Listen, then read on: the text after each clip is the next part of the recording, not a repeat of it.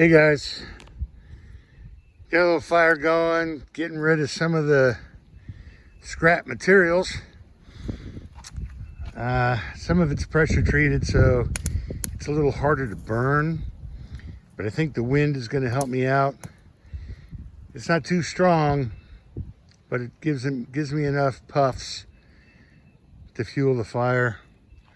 I would sit down, but I'm a little tired today. Took the last couple days. We had a lot of work to do, and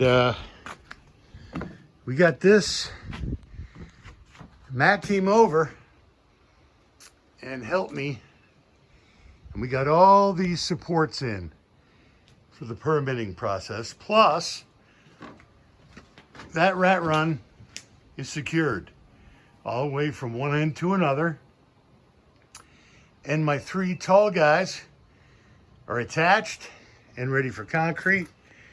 I got these guys in here. I've had to move them around a couple times because I need to keep some semblance of not only square, but where the plywood's gonna fall. So I've got these 3 guys ready to be cut, go into these, and I'm gonna have all this section done, and I'm gonna plywood it. Now I've got my jacks installed. Didn't have to go into the axles. I went into the frame because, as you can see, I decided to take that skirting off, and I'm glad I did. After me and Mac talked about it while he was here, he says, man, you'll be deadly accurate on what your floor is going to be. And he was right.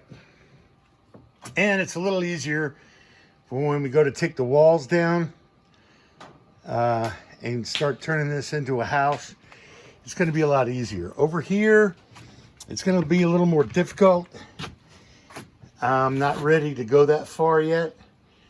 But if I can come out to here and use the stairs, you know, I don't want to seal off both doors without a stairway going down. It's just ridiculous. Now these guys got them for nothing. And here's why. Now, if I was going to build a bridge, it'd be ideal.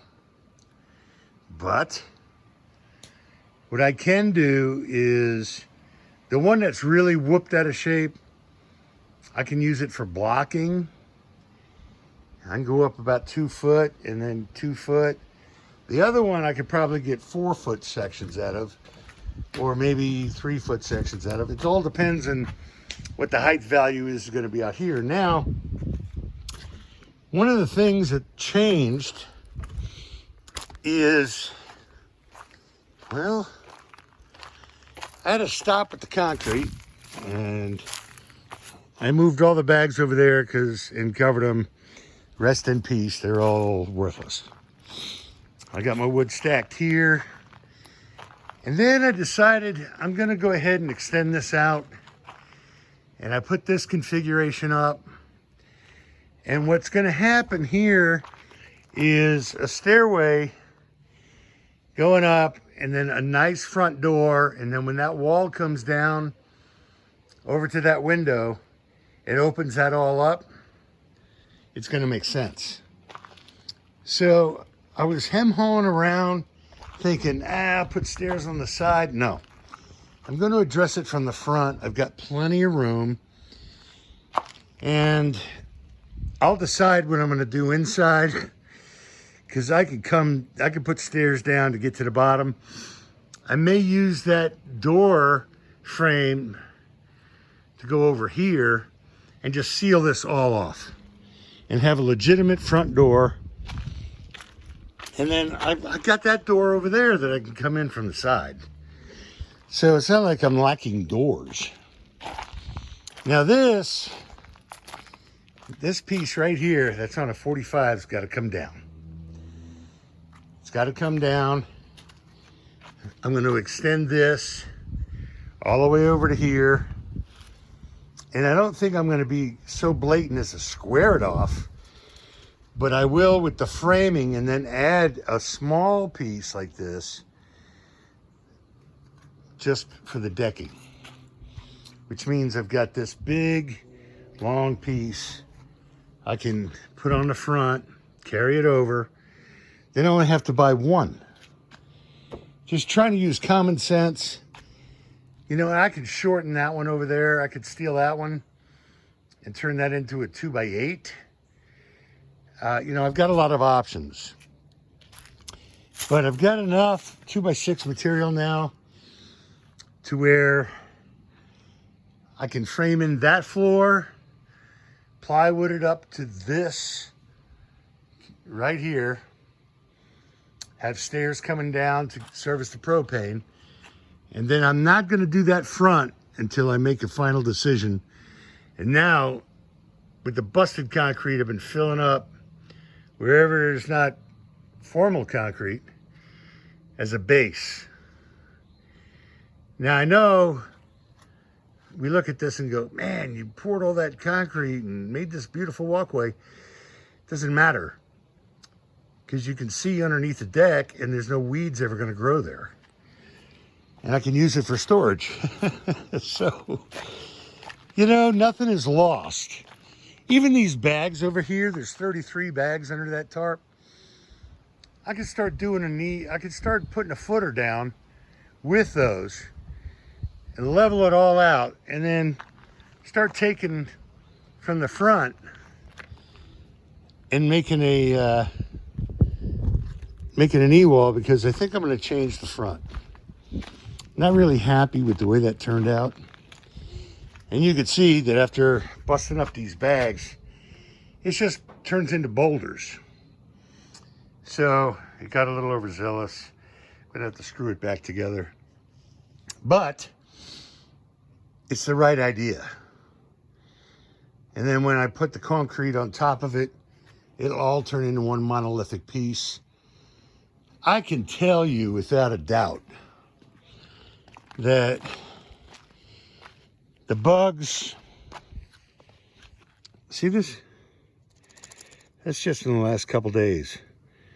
When my guys came over, Tim came over and cut some trees. When I'm home for a few days, this is how many I catch. That's like 3 days worth on the mass exodus going out of my house. This is how many came in. And some of them hit me in the back on their way out the door when I opened it. So, yeah, the bugs. I'll be happy when they make their mass exodus and all get out of here. But what we have to realize is that they're all in my roof, in my clothes, they're everywhere. Soon as I can, start closing this off, plywood that top, insulate it, seal it off. This over here, same scenario. Now that all the bracing is in, I can call for inspection. So that's a good thing. And then this has got to go. We've talked about it before. And that way I can tie this leg in, and it's going to be right underneath that right there. So I'll do some kind of funky configuration. Maybe do like a little chair that sits there or something. I'll make something. I got plenty of extra wood. And then we'll deal with the overhang that comes out here and comes all the way down, and finish this part. So I broke down into phases. This is the first phase. And I had to add that front in order to do the configuration to the deck, burn up as many 2x6 as I can, because now the drill is to use up all the material that's here before we buy anything else. So you can see those jacks are right underneath the frame. They ain't going nowhere. That thing is jacked and racked. All right, guys. I'm doing good. A little tired today. You know, started that Kachava, so that's helped in a big way because I got a lot of energy now. and I needed something, a little something, something. But I'm doing great. I'm happy and healthy. We're chipping away. Matt came and helped me for a day. Tim came and helped me for a day. Went over to Stefan's house and helped him drill a couple of holes with the auger so we could plant a pear tree. That sounds good.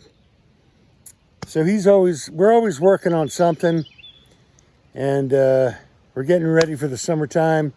It was 83 degrees today, so I ain't got to worry about being cold. All right, guys, have a great night, and a little fire on the way out.